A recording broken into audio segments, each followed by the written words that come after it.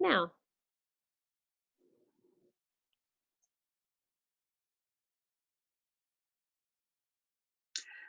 Hello, I'm Josephone Cafagna and welcome to this evening session, at least evening here in Melbourne, because we're talking to our special guest who's in London where it's morning, and it's Geoff Mulgan. He's Professor of Collective Intelligence, Public Policy and Social Innovation at UCL, former Chief Executive of Innovation Foundation Nesta, and according to his Twitter account, he's a social entrepreneur, policy geek and infinitely curious about how the world works. Geoff, welcome. Hi there. Hi, Josephine. Tell me how you think the world is working right now. Well, very unevenly, I think is the story. In a way, we have a common crisis, perhaps as never before in our history, where the whole world is being affected by COVID-19, but incredibly different experiences and responses from the very successful sort of management of the crisis, particularly in some of East Asian countries, somewhat messy or very uneven across Europe, and then in the US, a crisis which appears to be potentially spiraling right out of control. So it's strange times to be living in, that's for sure. And why do you think there is such a diverse response, reaction and preparedness to this? Well, in a way, this is a test of many things. It's a test of the competence of governments, and some have turned out to be very, very efficient and competent and manage the testing and the contact tracing and the isolating, the quarantining. And others have, frankly, just not been really up to the job and have floundered around. And it doesn't seem to correlate with the wealth of countries. So some very poor countries are doing very, very well, and some very rich countries are doing very, very badly. And of course it is, I'm sure we'll come on to this, also a test of civil society, how well placed are both the formal organizations, NGOs, and informal networks to cope very rapidly with this shock. The whole economy grinding to a halt, everyday life grinding to a halt. This is a war-like shock we're all experiencing. I'd like to turn to the role of the volunteer in all this. Have you perceived or noted any change in not just the role, but also in a sense the meaning during this COVID crisis? I think we're seeing, certainly in a country like the UK, an extraordinary shift in the importance of volunteering and how it's seen. So at one level, it's very, very local. So every neighbourhood, I live in a little town outside London called Luton.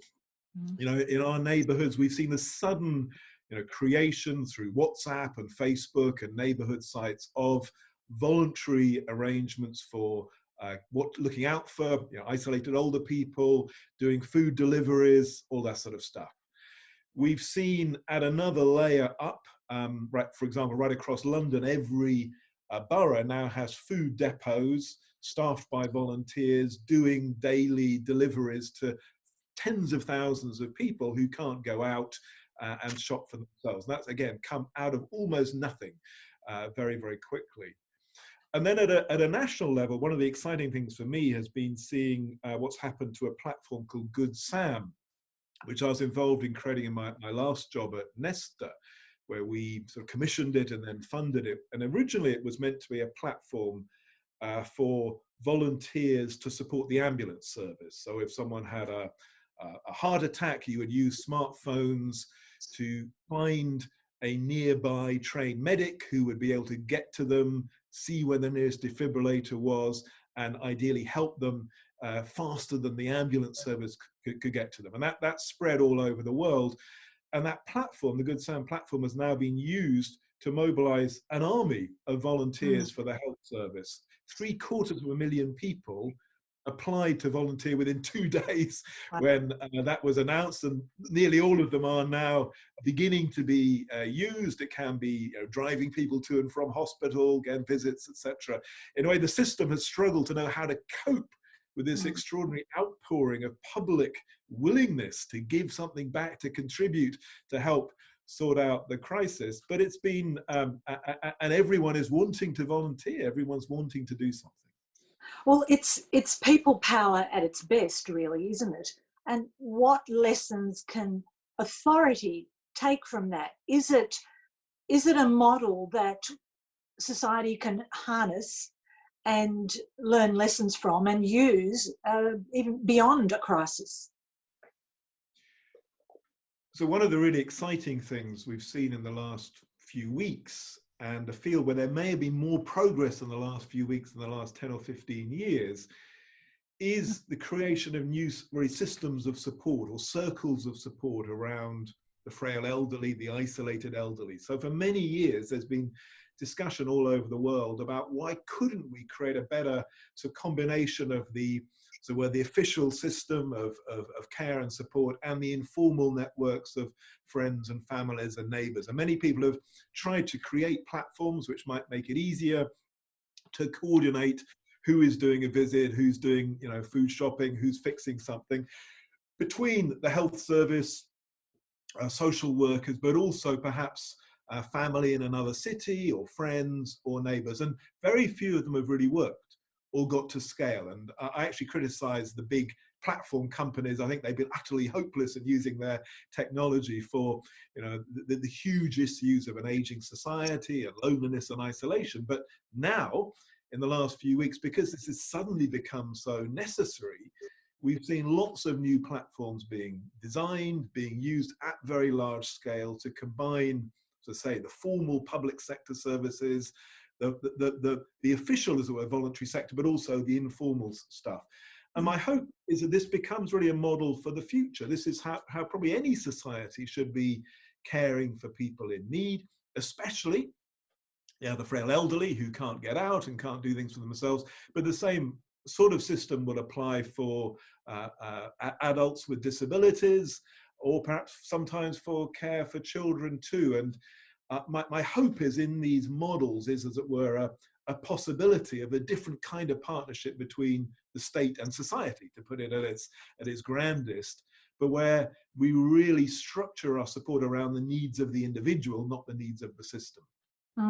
And it seems, as you pointed out, these have happened very quickly and very efficiently. We've had sewing groups banding together and sewing PPEs. We've had and scrubs, and we've had almost, in a sense, where government has failed, community has picked up, and they've done so at great speed.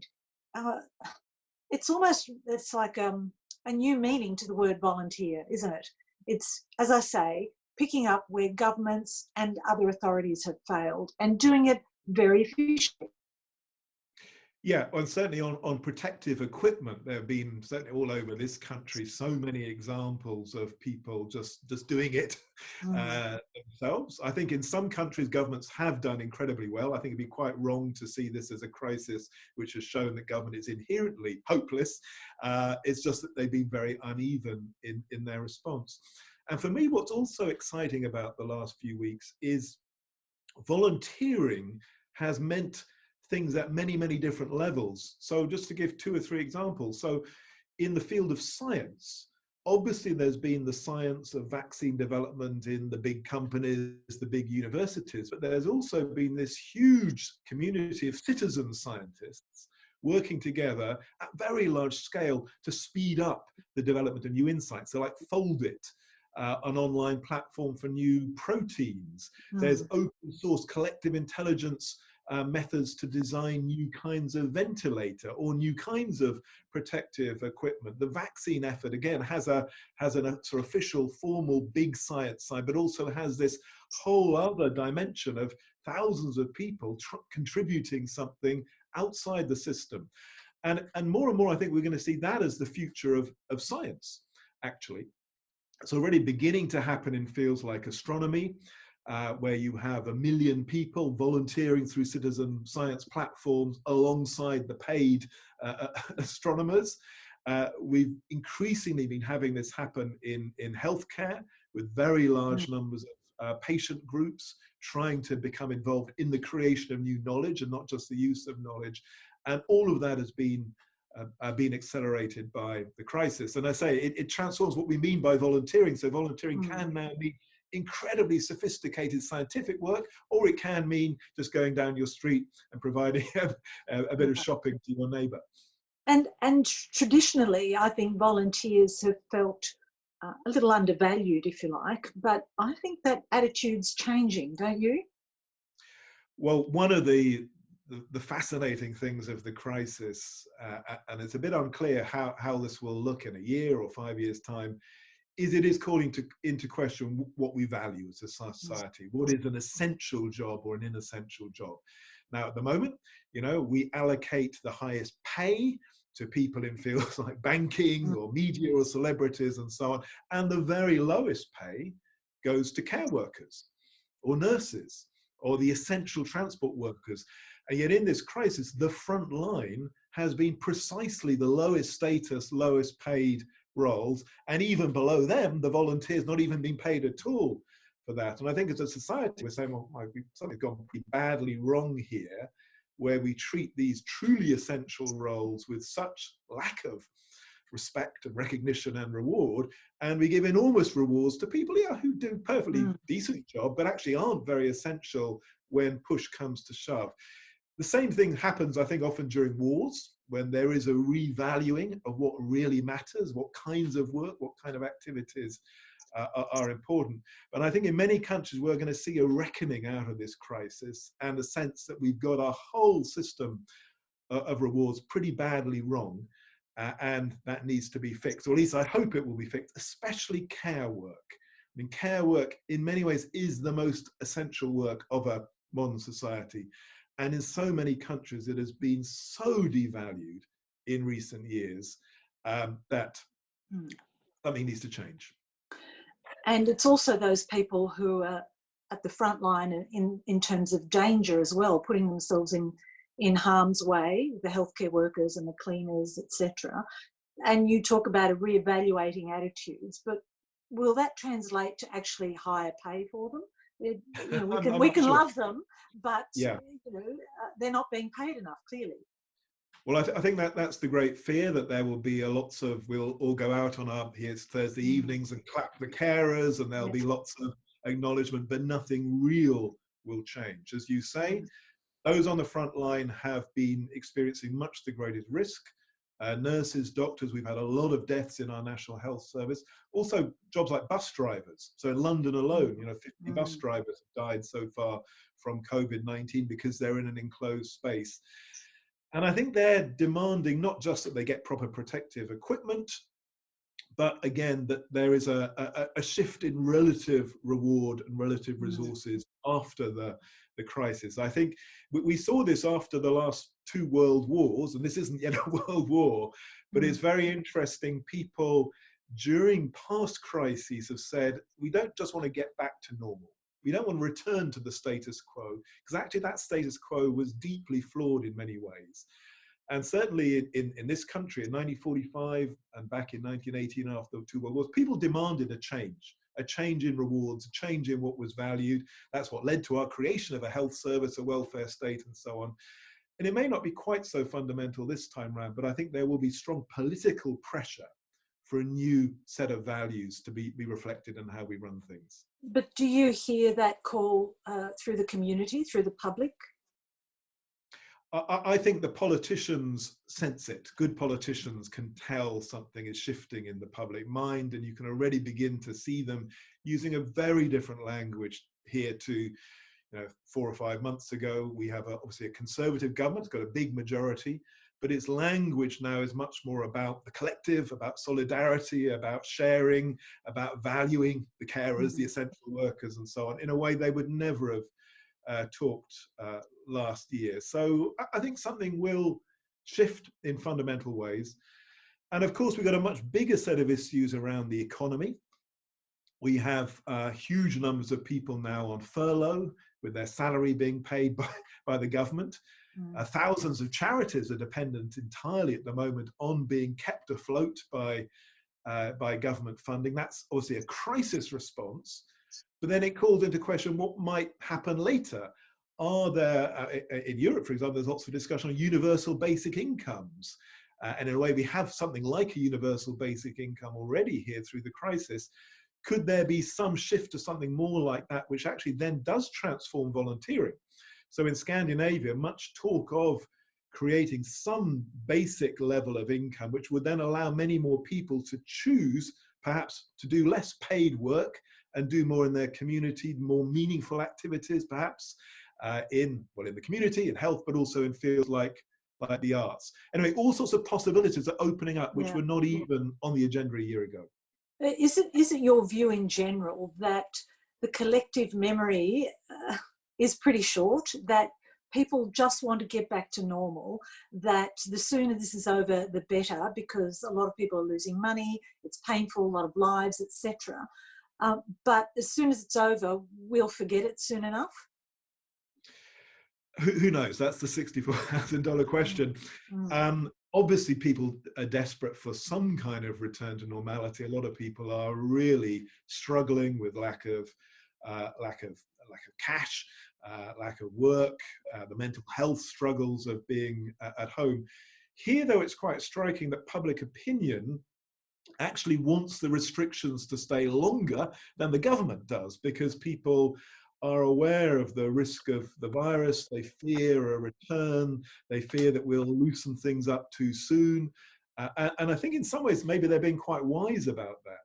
It looks highly likely, as we see around the world, that there will be second and third waves of infection. This won't be a one-off spike and then a loosening. And I think the longer this situation goes on, the more people will say, let's use the crisis not just to have a problem and then revert to where we were, but how can we use some of these tools to solve deeper problems? So climate change is a very obvious one, very live debates all across Europe on how to use some of the tools of the crisis of the COVID crisis, which is very rapid, very visible, very deadly, but can we use the same methods to deal with a climate crisis, which is slow, less visible, less immediately deadly, but in the long run, perhaps much more deadly. And I think that's a very constructive debate to be having, and it's right in the mainstream. I mean, the polls show a majority of the public right across Europe now wanting to use the crisis to speed up action on climate change, which was by no means obvious a few months ago that would happen. And can I just briefly look at the healthcare system as well? In many countries, that's been shown to be, struggling under the weight of COVID. But around the world, the health system has traditionally mobilised the volunteer community as well to fill the gaps left by this underfunding. Do you see that changing post-COVID, certainly in terms of funding of the healthcare system? Well, it's very uneven. So again, when I look at Europe, there are some countries which have a pretty well-funded health system. Germany, France, our own has been fairly squeezed, certainly in the last 10 years. And as you say, any health system has always had to be an alliance of the things done by paid professionals in hospitals, in primary care, plus at the other end of the spectrum, people taking responsibility for their own health and their family health. And then in between, this huge range of volunteering support, of peer support. We've traditionally had at least 500,000 regular volunteers in our hospitals. And one of the things I worked on a lot in my last job was a whole series of programs trying to professionalize volunteering in the health service. So we helped, again, primary care, elder care, hospitals to recruit volunteers, to train them up, to make them more valuable. One of the surprising outcomes of that was that it often made them much more able to get better jobs in other fields. So it turned out to be a sort of double win, both for the health service and for the individuals. And I think increasingly in the future, we will see this as just the way any system has to run, that has to take as seriously the mobilization of public energy, intellect, intelligence, commitment, as it uses its own paid staff. And that is a partnership. And the more we move to a health service primarily dealing with long-term chronic conditions rather than acute conditions like COVID, the more you actually have to move to this model where you're mobilizing literally millions of people every month to help the creation of healthy outcomes. And I think the other crucial step there is the more we really take mental health as seriously as physical health, the more it becomes vital that that is a shared job of the whole community and not just something done by paid professionals.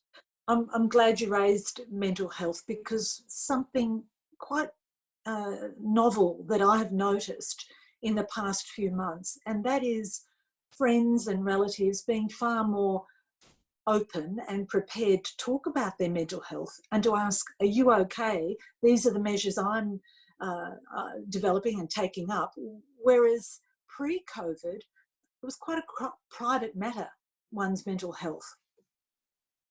Yeah, I think we're seeing a slow and steady acknowledgement of that we are all, human beings tend to all have periods of good mental health and bad mental health, and that's just normal. And you might as well be open about it, and you're much more likely to be able to deal with it if you can be open to your friends and family.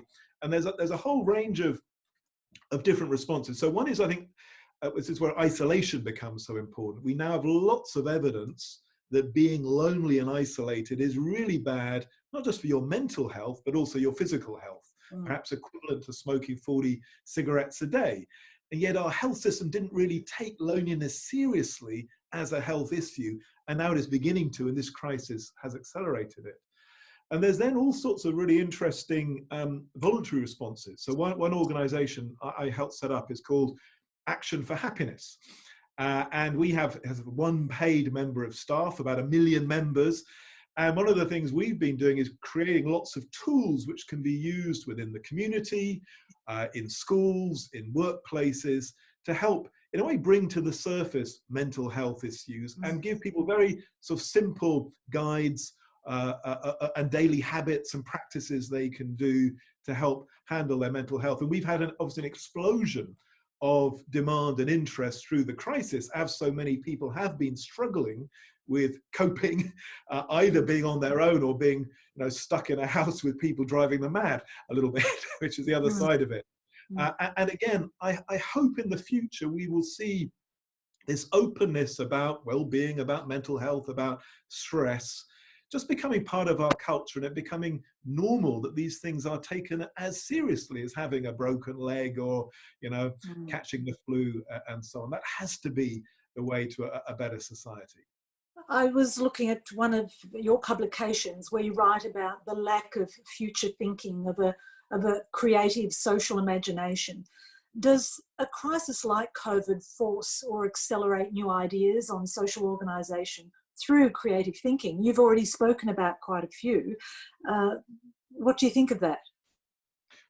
The reason for writing this thing on social imagination was a fear that our capacity to imagine a plausible, desirable, better society in maybe 30, 50 years' time, that had atrophied. We could imagine disaster, apocalypse of climate change or robots taking over the world, or we could imagine technologies advancing, but our capacity to imagine a better society is quite weak now, much weaker than it was through most of the last century, even the 19th century. And in the paper, I look at why I think some of the institutions, like universities and think tanks and political parties, have sort of vacated this space, and it's fueled this malaise where we really struggle to see a better future. So my hope is this crisis will remind us, actually, societies are made by humans. We have choices how we run things, where we put our resources, what we do with different roles. These are not facts of nature. They are not things we inherit and have to keep exactly the way we inherited them. And so I mainly been doing this actually with a group in Finland and a bunch of other countries, including New Zealand and bits of Australia too, where perhaps there is a real appetite for thinking much more ambitiously, with much what a bigger, more generous, more imaginative society could look like, and how do we use this crisis to expand our sense of possibility and not just to try and go back to where we were in 2019. And do you think there'll be an appetite from government to be more prepared, to maybe even have a department of preparedness, or is it possible to prepare for the next crisis? Because we really don't know what it is. Well, one of my jobs when I worked in the UK government and I ran the strategy team in the government, we actually did a whole sort of process of designing in better planning for future crises and a whole sort of risk management method. which actually worked pretty well for many, many years, and stopped those crises being too bad in a way, because you forced the departments, the civil servants and others to work out how they would respond if there was an economic downturn or a pandemic. And indeed, pandemics were always top of the list of risks to be dealt with. The slight tragedy in the UK is in the last 10 years, partly because of austerity, most of those systems have atrophied.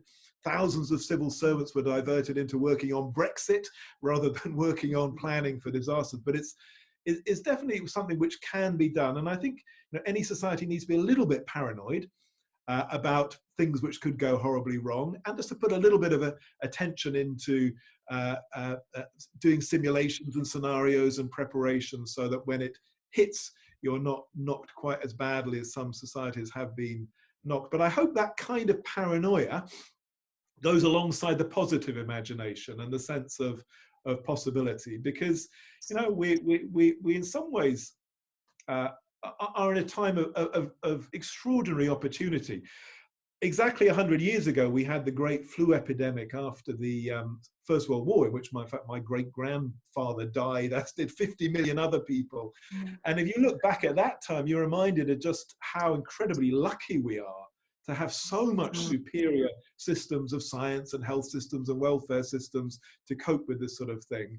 So in a way, it's incumbent on us to think, okay, how do we go further? How do we make sure that our successors in 50 years' time are even better prepared to make the most of their resources and not to be harmed by crises and threats? That seems to be a reasonable aspiration.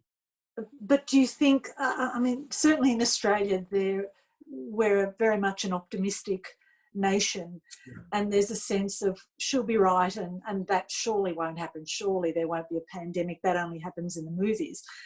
Do you think there's that danger that people don't think something like as bad as this will happen? Well, none of us want to, and it's part of human nature and organizational nature to try and not think about high impact but low probability events. But history tells us these things happen. They may be happening more than they did in the past. That's certainly true of droughts and storms and hurricanes and so on. These are rising in incidence. A very globally interconnected world was always bound to have more pandemics spreading more quickly through air travel. And we all depend on the internet, which is, of course, incredibly vulnerable to cyber attacks and new kinds of chaos. So, yeah, I think we depend on probably our governments and others to do some of that hard thinking about nasty things which could go wrong. And I think it's right to hold them to account when those crises hit, whether they're prepared. That's in a way what we have government for. And of course, when the crisis hits, volunteers, civil society will have to fill in and pick up the pieces, but ultimately they can't do the job that a government can do, the job of, say, running emergency healthcare at very large scale, the job of providing income support for millions and millions of people, as is happening all over the world. So in a way, I think this crisis is reminding us why so much of our well-being depends on good government. But it's also reminding us that is best done as a partnership with society, and not just government doing things to people, but doing things with people as well. Well, Geoff, it's been absolutely fascinating listening to your take on things, and I do appreciate you sparing time at the moment, all the way from London. And yes, thank you again. Thank you, Josephine, and take care. Stay safe. Yes, you too.